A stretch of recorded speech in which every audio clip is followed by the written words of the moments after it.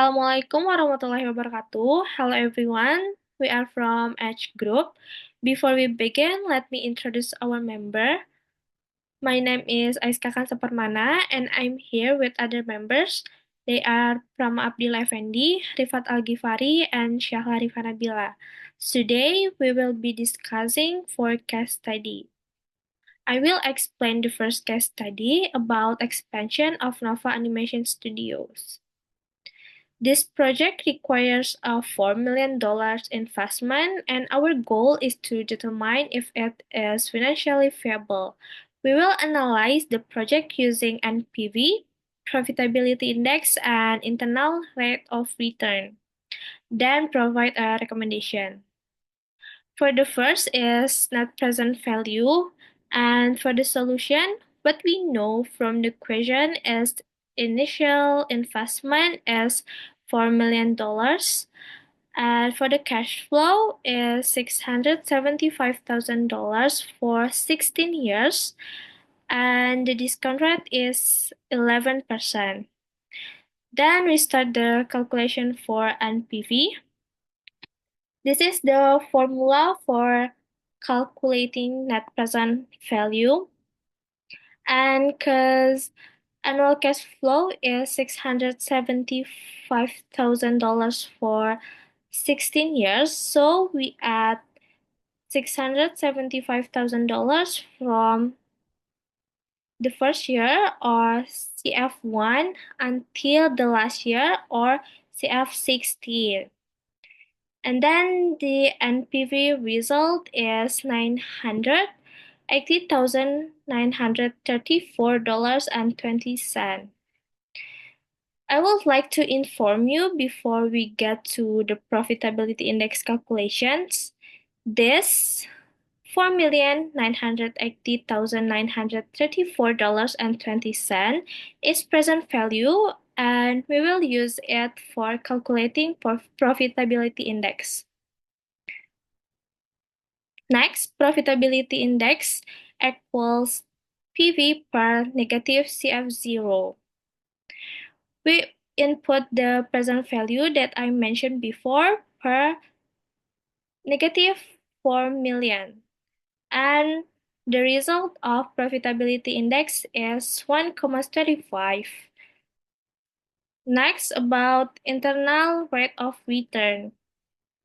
This will require finding the rate at which NPV is equal to 0. We compute the NPV at different rates to determine the range of internal rate of return. At this stage, we only change the discount rate section, this section.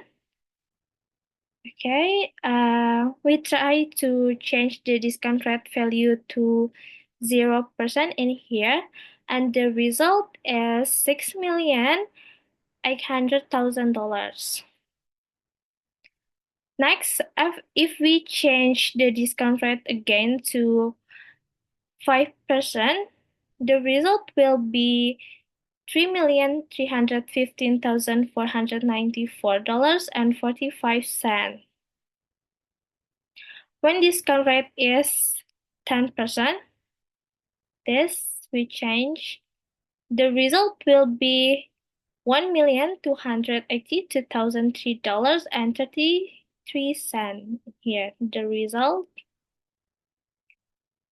Then if the discount rate is 15%, the result will be $19,180.54.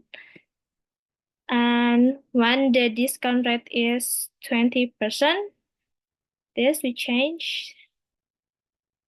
The result will be negative $807,546.64.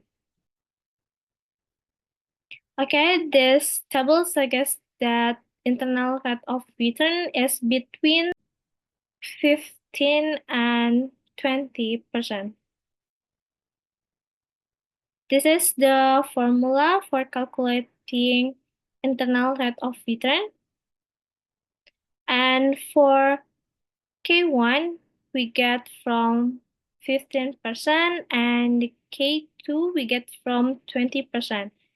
And for the positive NPV, we get it from here, and the negative NPV we got from here. So we input to this formula, and the result for internal rate of return is 15.12% in here, the result. Next, for the conclusion, for the first net present value, the project requires an initial investment of $4 million and generates future cash flow that have a present value of $4,980,934.20. Consequently, the project cash flow are $980,934.20 more than the required investment. Since the NPV is positive, the project is an acceptable project. And for the second profitability index, Novadimension Studios require an initial investment of $4 million and provides future cash flow that have a present value of $4,980,934.20. This profitability index is equal to 1,25. It is an acceptable project since profitability index greater than 1. And for the third, about internal rate of return, the project is accepted because the internal rate of return value is 15.12% greater than the required discount rate, 11%. So, Nova Animation Studios should continue its expansion as this project has the potential to increase the company's profitability in the long term by providing a higher rate of return than the cost of capital. Okay, next I will explain the case study about expansion of Velocity X Motor product line. From the case study, there are four things are as, namely initial investment recruitment, the second is annual net cash flow estimation, then terminal cash flow in year 10, and investment viability through NPV analysis. The first is initial investment recruitment. The solution to the initial investment recruitment is new equipment investment and initial working capital investment. From these 2 points, we can use the initial cash outlay formula by adding new equipment investment to initial working capital.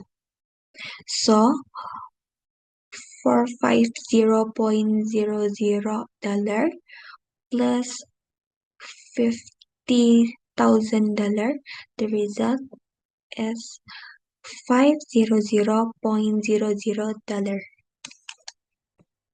The second is annual net cash flow estimation. Annual net cash flow estimation consists of number of units sold is 2.00 units, selling price per unit is $2,200, variable cost per unit is $40, annual fixed cost is $160.00, annual depreciation is $55,000, and marginal tax rate is 0.34. To find the annual net cash flow, we use 7 steps. The first, calculate total revenue.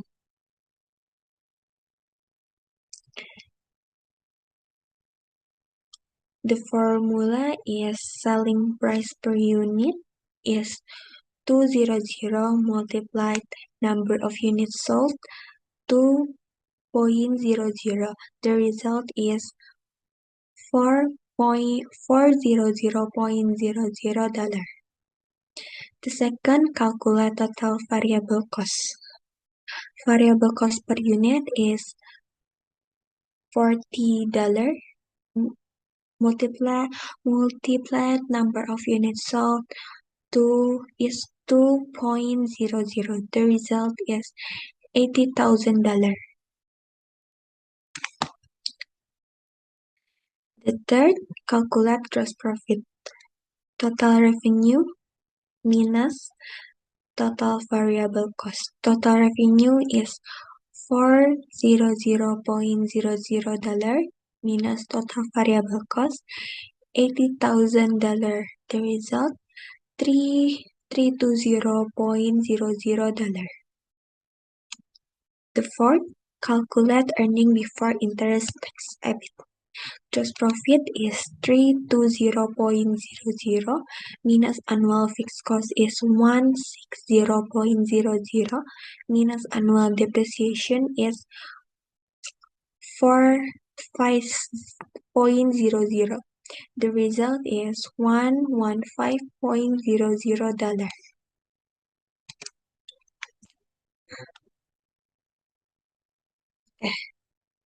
Next, calculate income tax. EBIT multiplied marginal tax rate. EBIT $115.00 multiplied 1.34. The result is $39.100. Then calculate earning after tax. EBIT is $115.00 minus income tax is $39.100. The result is $75.900. And last, calculate annual net cash flow year 1 until 9. EBIT is $75.900 plus annual depreciation $45.00. The result $120.900. Okay. Next is terminal cash flow in year 10. In year 10, the terminal cash flow is calculated by adding annual net cash flow and working capital recovery. It is known that the value of the annual net cash flow from year 1 to year 9 is $120.900. So the end working capital recovery $50.00. So the terminal cash flow in the 10-year is annual net cash flow plus working capital recovery. Annual net cash flow is $120.900 plus $50.00. The result is $170.900. Okay, next is the net present value analysis. In investment analysis, the net present value method is used to evaluate the feasibility of a project based on the present value of future cash flow.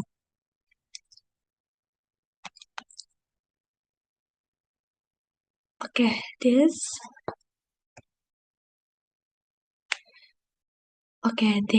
known net present value. CVO is $500.00 and CV1 until CV9 is $120.900 and CV10 is $170.900 and N is 10 years and K is 0.10.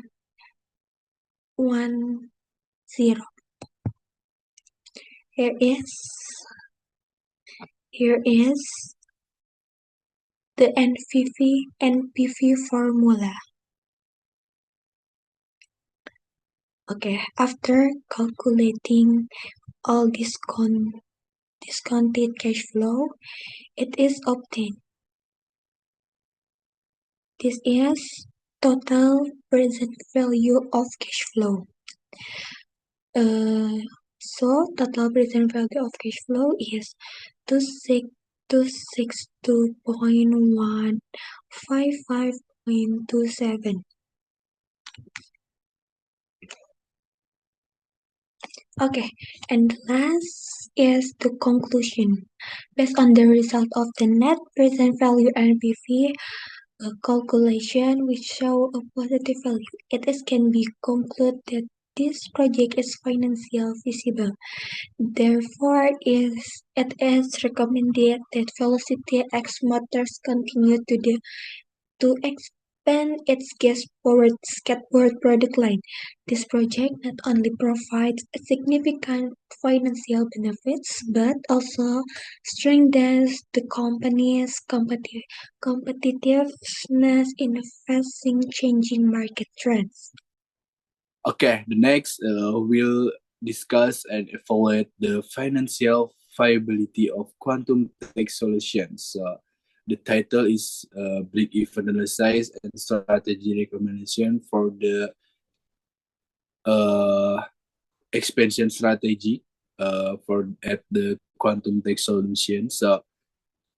Quantum tech solution, memory card expansion plan tools, break-even analysis, and strategy recommendations. So let's begin. So the first one, key points. So the key point is determine the annual break-even sales volume, and then the second, assess expansion feasibility, and then the last one, identify critical risks and mitigation strategies. So by the end of this presentation, we will understand how many unit quantum techs must sell annually to break even, whether expansion is feasible, and what risks require careful management. So definition, the point where total revenue equal to cost zero profit or loss. So the break even is the minimum sales needed to cover all costs. So beyond this point, the company generates profit.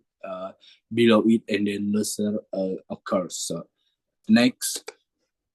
Okay, the first one, financial input. So the financial input is initial investment is 800 million yuan, and then annual depreciation 160 million yuan. This is a method strike line 5 years, and then the next selling price. The selling price is 15,000 yuan per unit, and then variable cost 10,000 yuan per unit, and then fixed cost 340 million yuan per year. And then our analysis use these inputs.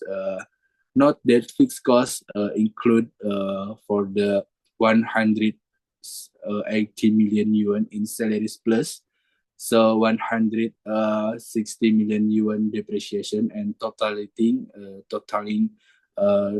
340 million yuan so annually. So the next break-even calculation. So the first one is formula. So the formula is BEP equal fixed cost divided price, variable cost.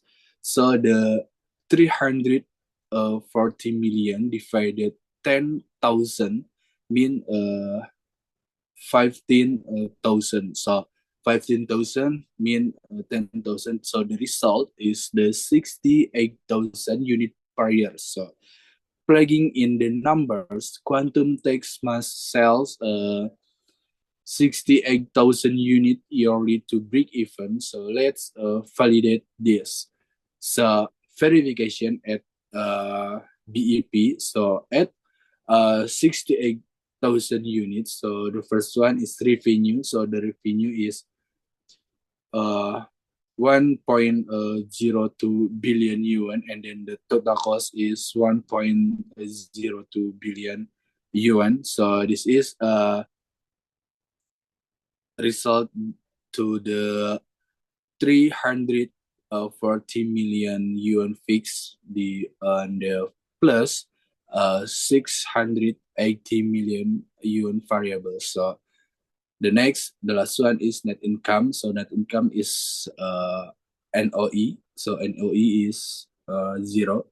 So as shown here, revenue and cost balance perfectly at 68,000 units, confirming our break-even point. So the next, expansion recommendation and strategic recommendations. So the strategic recommendations, the last one, so the first one, sorry, based on break-even analysis, so quantum tech solution continue to expand. So break-even analysis revealed that the company needs to sell at least 68,000 units per year to cover fixed and variable costs. The feasibility of this expansion depends on factors such as market demands, so pricing strategy and level of competition. So next, the second is, or the last one, what are the potential risks or challenges that a company needs to consider before making a final decision for deciding quantum tech solution? Need to carefully assess the risk associated with expansion. So one of the main challenges is the uncertainty of market demand. So thoughts, the need for data storage solution continues to increase. The actual demand for the company's new product must be careful analysis. So if the sales projection is not in accordance with the real market condition, the company can have difficulty reaching and break-even point of 68,000 units per year, and then errors in estimation or estimating can lead to overproduction and financial pressure. So the next slide discuss refund. Today I will explain the solution for case study equipment acquisition decision at Nexa Tech Solution. Nexa Tech Solution, a leading semiconductor manufacturer in South Korea, is planning to acquire new high-speed precision equipment to enhance the production of microprocessor. The company is evaluating two possible financing options for acquiring this equipment, and the management team must decide which alternative is financially more beneficial. For the loan option, the company can obtain a medium-term loan of 250 million with a 6-year term and an annual interest rate of 9%. This loan will be used to purchase the required equipment at an acquisition cost of 250 million. The equipment is expected to have residual value of 30 million, and at the end of its useful life, the corporate tax rate is 35%. For the lease option, the company can enter into a 6-year lease agreement with Prime Leasing Corporation. The annual lease payment will be 52 million per year for 6 years. The lease payments are tax deductible. The management, your role as a financial analyst, the management of Nexa Tech Solution has requested a comprehensive financial analysis to determine which option is more cost effective. For the loan analysis, calculate the after-tax cost of debt financing for the loan option, compute the total cash outflow for purchasing the equipment, including loan payment and tax effects. Assess the depreciation benefits if the company chooses to own the equipment. For the lease analysis, determine the after-tax cost of lease financing considering the tax deductibility of lease payments, compare the total of cash outflow for leasing over the 6-year period, and the final recommendation, which financing option, loan or lease, provides the lowest cost and highest financial benefit for Nexa Tech Solution. What additional financial risks should the company consider before making a final decision? Uh, uh, Given equipment acquisition costs 250 million, useful life of the equipment 6 years, residual salvage value 30 million, and the corporate tax rate 35%. For the loan option, given loan amount 250 million, loan term 6 years, annual interest rate 9%, and for the lease option, annual lease payment 52 million, and lease term 6 years. The solution is for the loan analysis, calculate the after-tax cost of debt financing for the loan option. The after-tax cost of debt is calculated by multiplying the interest rate by minus the corporate tax rate. So after-tax cost of debt, interest 1 minus tax rate, so 9%, 1 minus 35% equals 5.85%. Compute the total cash outflow for purchasing the equipment, including loan payment and tax effect. Assumption A, loan payment are made at the beginning of the year. So 250 million equals loan payment times PVIV 9% plus loan payment times PVIVA 9%. So 250 million equals loan payment times 1 plus loan payment times 3.8897. 250 million equals loan payment plus 3.8897 times loan payment. 250 million equals 4.8897 times loan payment. So loan payment equals 250 million divided by 4.8897 equals 41,127,881. For the depreciation, 250 million minus 30 million divided by 6, so it equals 36,666,667. So this is the table. We have one column is end of year, loan payment, interest, depreciation, tax shield, cash outflow after tax, PVIF, and PV of cash outflow. For the tax shield is number 2, which is interest, plus 3, which is depreciation. So interest plus depreciation times 35%. So this is the result. For the number 5, cash outflow after tax is 1 minus 4. So it's loan payment minus tax shield. It equals cash outflow after tax, and this is the result. So the total present value for the assumption A is 172,728,065. The next is assumption B, loan payment made at the end of the year. So 250 million equals loan payment times PVIFA 9%.6. So 250 million equals loan payment times 4.4859. Loan payment equals 250 million divided by 4.4859. It equals 55,730,176. This is the table for assumption B. Again, the same thing for tax shield is 2 plus 3 times 35%. It's interest plus depreciation times 35%. For the after tax, for the cash outflow after tax is loan payment minus tax shield. It equals to cash outflow after tax. So this is the present value for assumption B. It equals to 172,733,711.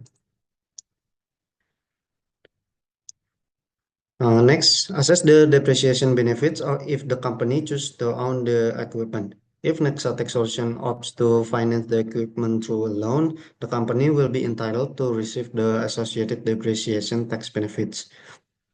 So this the depreciation calculation. Asset cost 250 million, residual value 30 million, 6-year term. So for the formula of annual depreciation expense is 250 million minus 30 million divided by 6, which equals to 36,666,667. Next is tax benefit from depreciation, tax shield. Depreciation reduced taxable income, lowering the company's tax liability.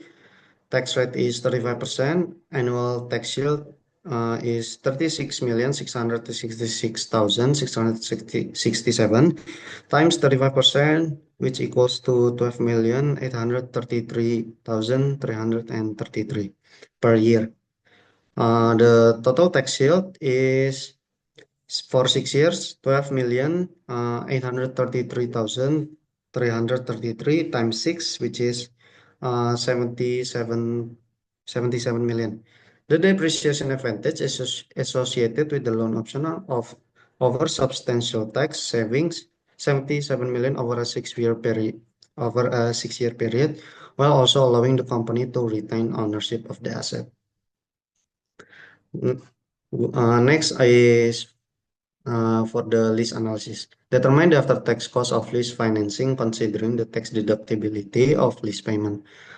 After-tax lease cost, this is the formula. After-tax lease cost equals lease payment times 1 minus tax rate. So 52 million times 1 minus 0.35 equals to 33,800,000 per year. Compare the total cash outflow for leasing over the 6-year period. Assumption A, lease payments are made at the beginning of the year. So this is the table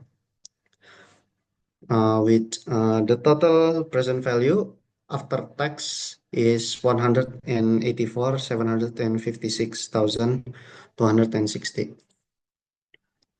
Assumption B, lease payment are made at the end of the year. So this is the table for assumption B. The total present value of assumption B is 171,558,660.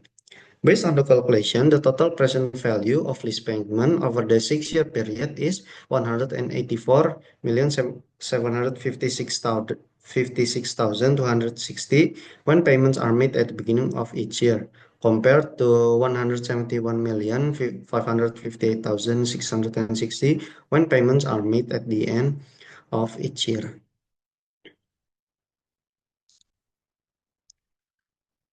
Which financing option, loan or lease, provides the lowest cost and highest financial benefit for Nexatech solution? We have loan option. Payment made at the beginning of the year is 172,728,065. For the end of the year, payment made at the end of the year is 172,733,711.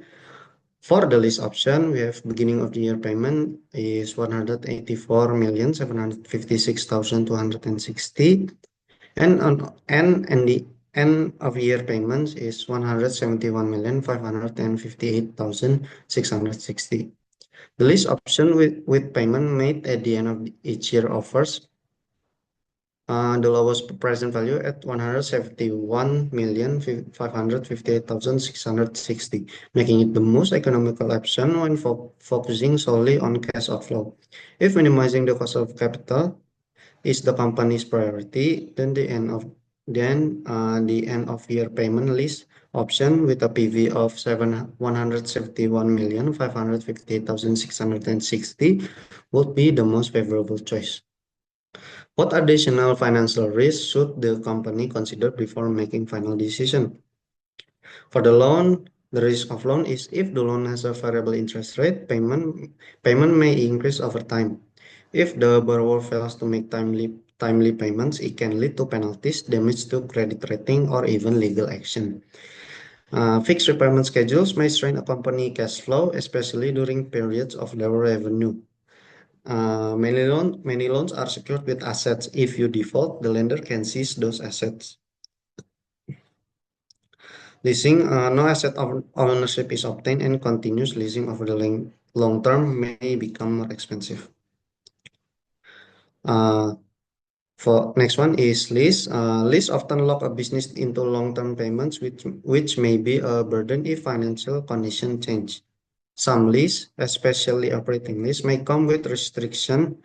For example, mileage limits for vehicles, usage restriction for equipment. Next is if you're leasing technology or equipment, it might become outdated before the lease ends, but you still have to pay. With operating lease, you're paying for use, not ownership, so there's no asset on the books at the end. The general risk is during downturn or recession, consistent payment, loan or lease, become more burdensome. Regular payments reduce available cash for other needs or opportunities. Funds tied up in repayment could have been used for growth, investment, or innovation. Taking on too many payment obligations can hurt a company credit profile. That's all from me explaining the solution of case study 4. Assalamualaikum warahmatullahi wabarakatuh.